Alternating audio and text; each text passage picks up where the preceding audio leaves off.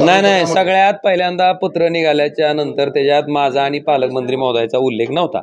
तुम्ही सगळ्यांनी बातम्या केल्याच्या नंतर परत माझं आणि पालकमंत्री महोदयाचं नाव त्याच्यात आलं आणि तिथून पालकमंत्री महोदय आणि मी हिथं प्राधिकरणाची बैठक घेतली नाही तोपर्यंत संध्याकाळपर्यंत आमचं नाव त्या बैठकीतनं कमी करण्यात आलं।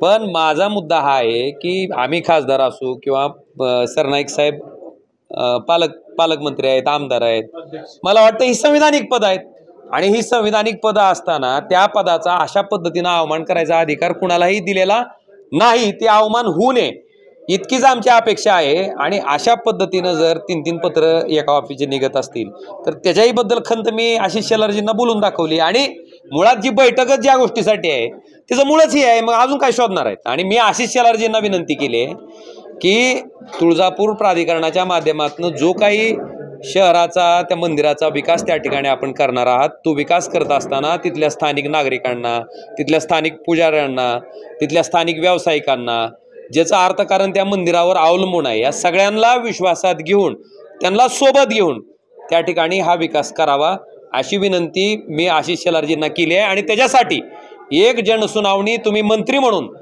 तुळजापूर शहरामध्ये घ्या, लोकांच्या व्यथा ऐकून घ्या आणि त्यांच्या व्यथा ऐकून घेऊन त्याच्यावर उत्तर देऊन तुम्ही निश्चितपणे विकास करा। आमदार